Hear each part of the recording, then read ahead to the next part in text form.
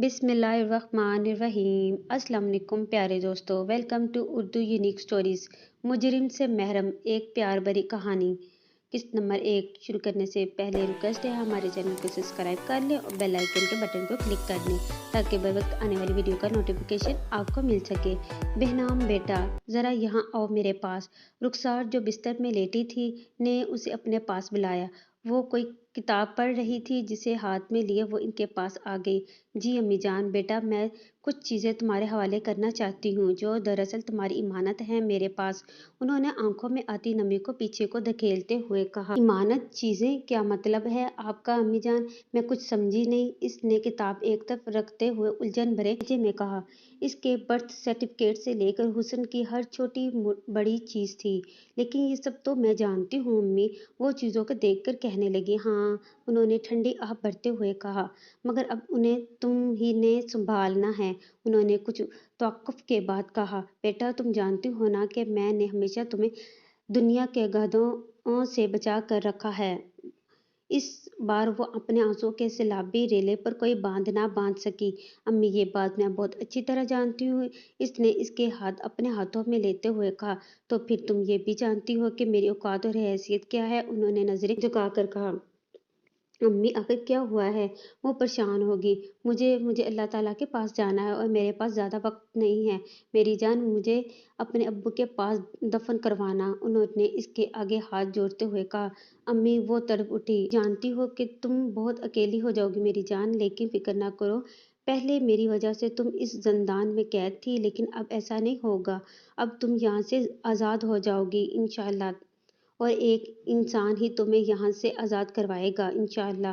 یہ ایک بے بس ماں کی دعا ہے۔ انہوں نے بہنام کی پیشانی چومتے ہوئے کہا۔ مجھے معاف کر دو بہنام، میں بہت بری ہوں۔ میں تمہیں اس زندان سے باہر نہیں لے جا سکی، مگر میں مجبور تھی میری جان۔ اگر میں دوسری دفعہ یہاں سے بھاگنے کی کوشش کرتی تو یہ درندے واقعی تمہیں گدھوں کے آگے ڈال دیتے۔ انہوں نے بے بسی کی انتہا پر کہا۔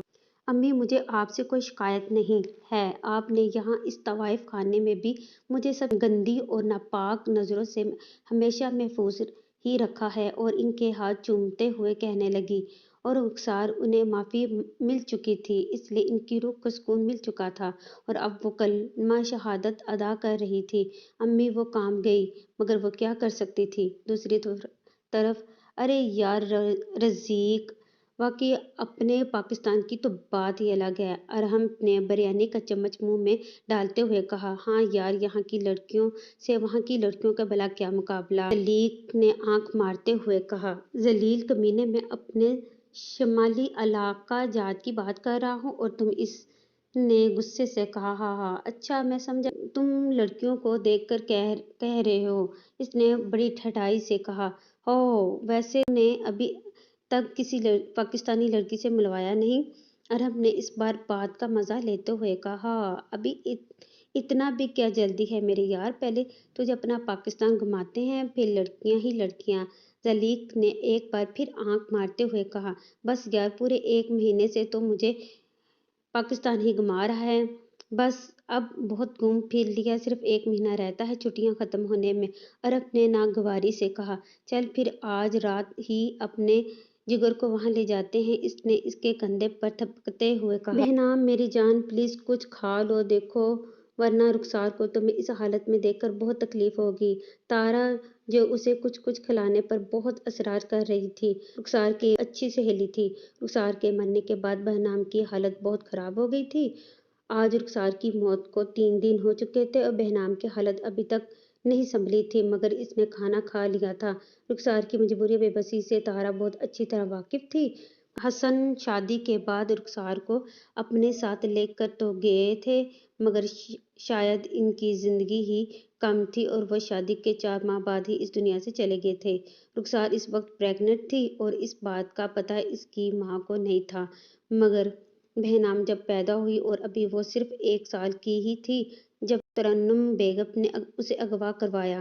انہوں نے بہنام کو جان سے مارنے کی دھمکی دی تھی اگر رخسار نے ان کی بات نہ مانی تو۔ رخسار کے بہت زیادہ منت سماج کرنے پر ان لوگوں نے اتنا کر دیا کہ اب وہ صرف بیوٹیشین کا کام کرتی، اس سے زیادہ اور کچھ بھی نہیں۔ وہ ایک بیٹی کی ماں تھی، اگر وہ ان کی بات نہ مانتی تو وہ لوگ بہنام کے ساتھ کچھ بھی کر سکتے تھے، اور رخسار کو اس سے زیادہ اور کیا چاہیے تھا کہ وہ اور ان کی بیٹی ایک طوائف خانے میں رہتے ہوئے بھی حوث کے ماروں کی گندی اور ناپاک نظروں سے محفوظ رہتی۔ بہنام نے ان کی کوششوں اور اپنی محنت سے BA پرائیویٹ میں کر لیا تھا۔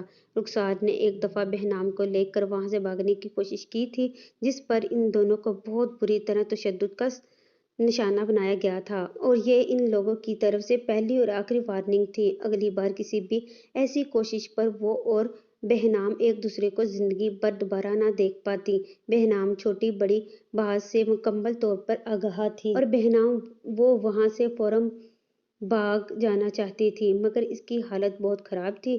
اسے قطعاً اندازہ نہیں تھا کہ رخسار کی موت پر وہ یوں زندہ لاش بن جائے گی، مگر یہاں بھی ایک مسئلہ تھا۔ اسے یہاں سے بھاگنا تو تھا، مگر اکیلے نہیں۔ وہ اپنی ماں کی اکلوتی سہیلی تارا کو بھی ساتھ لے کر جانا چاہتی تھی۔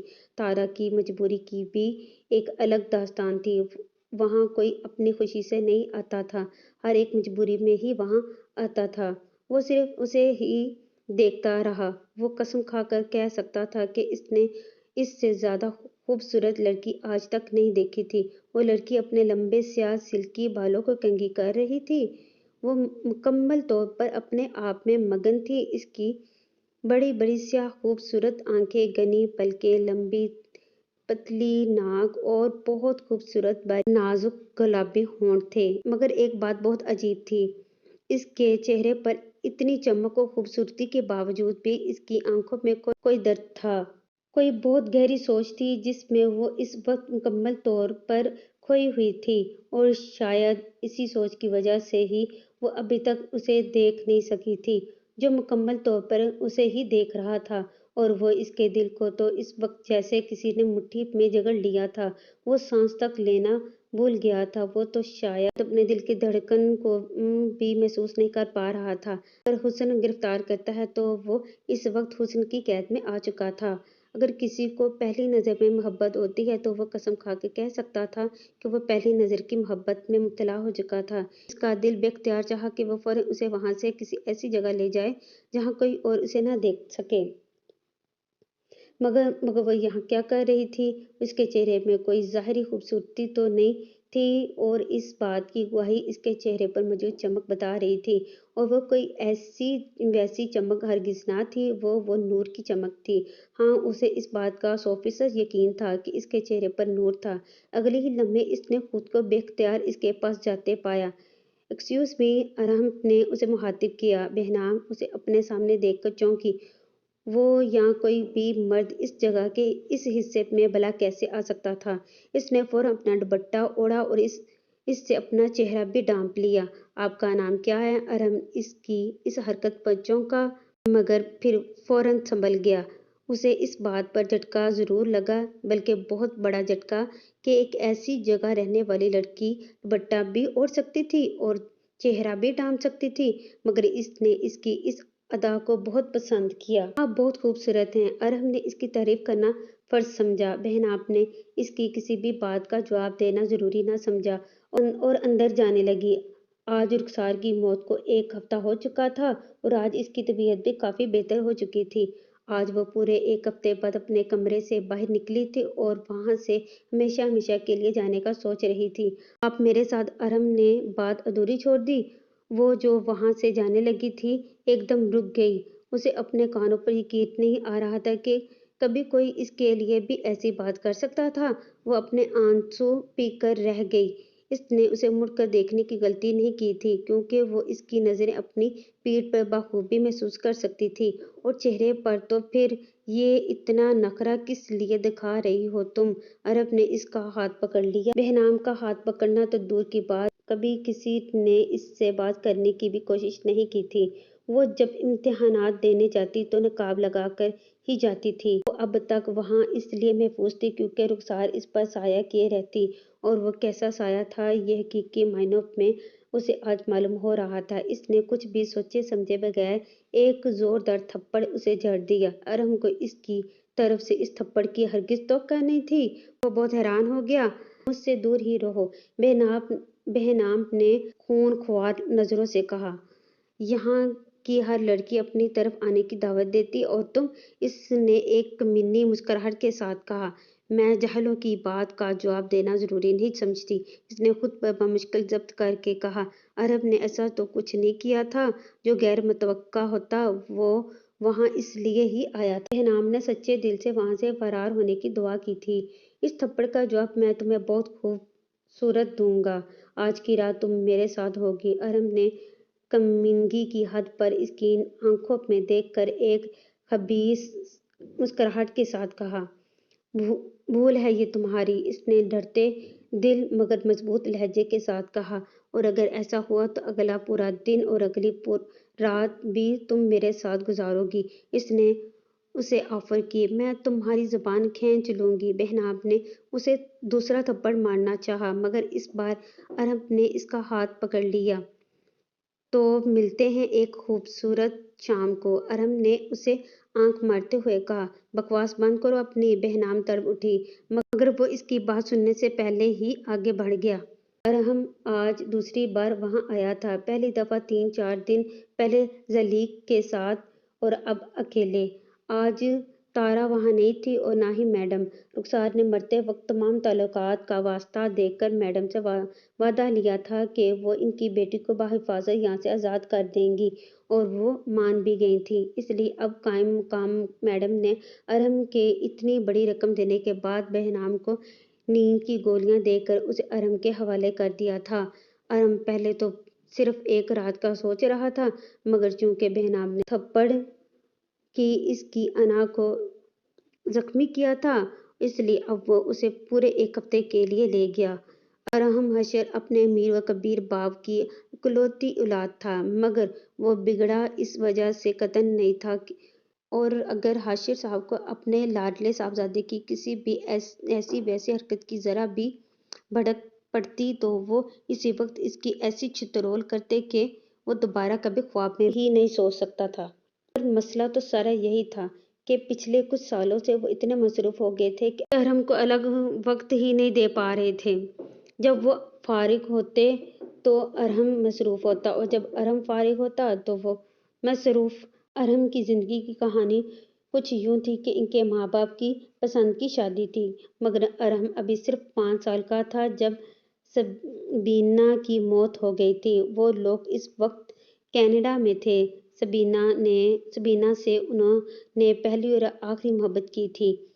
ان کے گھر والے ان کی دوسری شادی پر اصرار کرتے رہے مگر وہ نہ مانے۔ ان لوگوں نے ارہم کی خاطر ہی دوسری شادی کر لینے کو کہا تو وہ اس بات پر غور کرنے لگے، مگر ان کے ایک دوست نے ایک دائی ماں کا بتایا جس سے سارا مسئلہ ہی حل ہو گیا۔ حلیمہ اماں ان کے انہی دوست کے بچوں کی دائیاں تھیں۔ اب وہ ارہم کی بھی دیکھ بھال کرنے لگی تھیں۔ ارہم انہیں اماں کہتا اور حاشر صاحب کے بعد صرف انہی کی ہی بات مانتا تھا۔ انہوں نے ایک سگی ماں ہی کی طرح ارہم کی دیکھ بھال اور تربیت کی تھی۔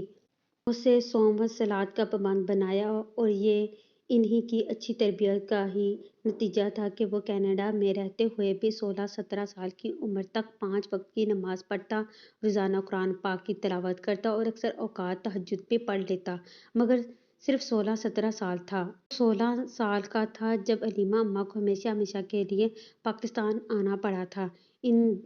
ان کے دونوں بیٹوں کو بہت اچھی نوکری مل گئی تھی۔ اب وہ بالکل بھی یہ گوارا نہیں کرتے تھے کہ ان کی ماں اس عمر میں بھی غیر ملک میں کام کریں، اور تبھی ارہم کالج جانے لگا تھا اور اس کی نئی دوستی زلیخا سے ہوئی تھی۔ وہ پاکستان سے تعلیم کے لیے وہاں آیا تھا۔ زلیخا بھی پاکستان کے ایک بڑے امیر باپ کا بیٹا تھا۔